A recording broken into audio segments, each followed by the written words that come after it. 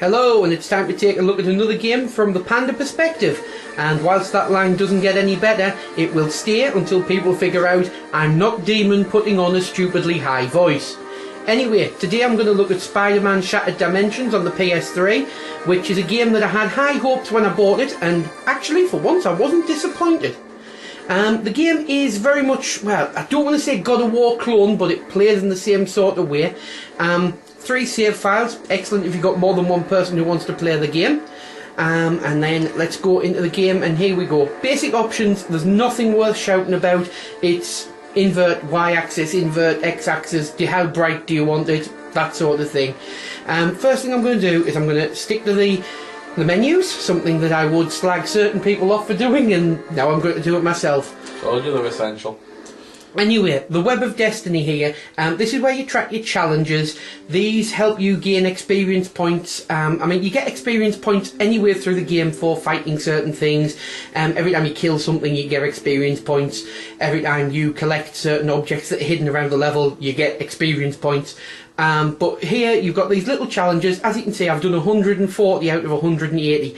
I've got some gameplay time out of this game, but I will go back into that in a second. There's different challenges for every level. As you can see, that one there, just keep swinging, is perform 5 consecutive web swings without touching the ground. You've got there, Pillars of Strength. You get Craven to destroy the pillars in the boss fight. Oops, spoiler alert, it's the first level, don't kill me. Anyway, let's take a look at the game. Right, onto the gameplay in a second, but there is another menu to show off first. But 2 menus to be fair. But this first of all is your combat upgrades. These are one of the things you're trying to earn the spider points for, like in a God of War game for example, so you can upgrade your character. You can get combat upgrades and you can also get character upgrades. These are not individual upgrades as such, but they're also not everybody upgrades, if you get where I'm coming from. Some of them, like extra health, that'll count regardless of which Spider-Man you're playing, which universe you're playing in. However, you can have your rage mode duration increased. That's only going to help you if you're playing as Venom, because Venom's the only one that can use rage. Accelerated vision, 2099 Spider-Man. Again, I'll get to all of that in a bit when I show off the actual gameplay. Or you have your basic stuff, as I say, health +1, essence absorption, not spider points, spider essence, never mind. But that just means that when you kill something or collect a collectible, you're going to get more spider essence. And then the same again with your combat upgrades. You start with all of these ones, then you move into your web shots. That's all of your Spider-Men can use web shots. You can have uppercuts, recoveries, punches, but then you get down to the charge attacks. You've got to buy the charge attack for each separate Spider-Man. So for Amazing Spider-Man, Ultimate Spider-Man, Noir Spider-Man, and 2099 Spider-Man. So, this game is absolutely fantastic, and without any further delay, I'm going to go into the gameplay. Okay, so I'm going to start off with the Amazing Spider-Man. He's not only amazing, this guy's legend, wait for it, Derek. He's voiced by Neil Patrick Harris, who I think is a fantastic actor, hilariously funny. And the script in here works to his advantage. It allows him to be really funny. I'm pretty sure he's actually played Spider-Man the animated series, but it's just an excellent script. The story's pretty good. And you just fight through the 4 universes trying to get hold of this tablet. There are 12 levels, individual levels for each character. Sorry, there's 12 levels overall, 3 for each character, and then you've got the boss level at the end where you play as a selection of characters. Gameplay, it's pretty standard, different combinations, a lot of button mashing to be fair as just the Amazing Spider-Man. You can use your spider sense of course, you can use your web, you can swing all over the place. Collect those spider tokens. It's just a really good game. You do the challenges and you get the extra spider essence and level yourself up. But enough about the Amazing Spider-Man. I'm going to move on to one of the other universes now. Okay, this is Spider-Man 2099. And I'm pretty sure this one is voiced by the one and only Stan Lee. And after that, that's the lot of my knowledge for character voices, because I haven't got a clue who the other 2 are. But this is a little bit of the other type of gameplay you'll see as the 2099 Spider-Man in the future. There are a few sections where you do falling sections and trying to avoid things that I'm doing a really bad job of at the moment. But I'm just going to try and get down here and catch the hobgoblin up. And I'm not doing a great job of that. I'll tell you what, I'm going to do a cut and then I'll show you the different abilities that he's got when I get to the bottom.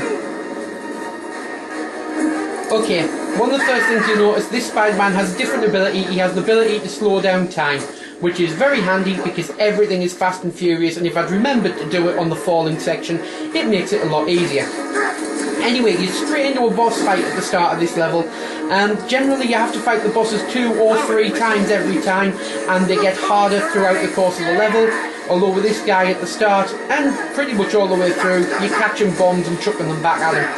But again, the gameplay, while it's kind of similar, there's enough to change it with the slow motion and everything that you can use tactically. But other than that, we're going to take a look at another different type of Spider-Man now. Too powerful to survive. Okay, so this is the Black Suit Spider-Man, or Venom, or whatever you want to call him. These levels, again, very similar to the Amazing levels, only this time you've got a rage meter, and if I can just activate that up. Rage meter, you can fire off combos like there's no tomorrow, but you can only use it when it's full. I can't use it anymore until I beat some more bad guys up. Now that it's full again, I can use it and I can bray the hell out of people. So that is pretty much the only difference on these levels between these and say the 2099 levels, is the fact that you've now got the rage meter. The very last level with Venom, your fight against Carnage, is absolutely out of this world. And the sections on this Deadpool level as well, where you're running away from tidal waves, and they're just absolutely fantastic. The level design is amazingly well done. But anyway, now on to the only real change to the gameplay. I'm going to take a look at Noir Spider-Man. Okay, this is the Noir Spider-Man, and this is the only real change to the gameplay mechanic, significant change anyway, as this is far more stealth orientated. Now I must admit, this is the part of the game that I was dreading. Out of all the different types of Spider-Man, this was the one that I didn't expect to enjoy, and it ended up being the one that I had the most fun with. It's quite immersive, and you can kind of get involved with it, especially in the later levels when there's firework displays and things going off and it's very difficult to stay in the shadows. And before I get wrong with the spoilers, this game's been out for 6 months, so there's been plenty of information out everywhere. Basically, you go through the level, you've got to try and stick, as I say, to the shadows or out of the main parts of the light and out of the spotlights, and you've just got to try and take down the enemies, work your way throughout the level, trying to hide all the time, and then obviously work your way to the boss fight. It's far more fun than I might be making it sound. I really did enjoy the stealth missions on this game. So much so that, to be fair, replay wise, these are the ones that I went to first when I wanted to redo some of the challenges, which can be quite hard. Anyway, the only things really left for me to mention, the loading times on the game are a little disappointing. We're not talking Dead Rising loading times here, but we're not that far off. It is quite a long time to load between the different levels and sections. Gameplay wise, I got about 11 hours out of this first playthrough, and I've had another 3 hours or so doing the challenges. It is a really, really good game that you can probably pick up in your bargain basement. When I was in town recently, it was approximately £20 pre-owned in my local games shop. So it's one of those, it's worth checking out if you've been umming and ahhing about it. It's a better game than I expected it to be, and I thoroughly enjoyed it. Anyway, I'm going to leave you with a bit of a cutscene, and that's your lot. What's it all about? Why are you doing this? Let's just say I don't want anyone sticking their web nose in my business. The Spider-Man tries to pull a rescue, grease the stooge. Savvy? Yeah, boss. Good. Let's go. You shouldn't have brought innocent people into this. That just makes me mad.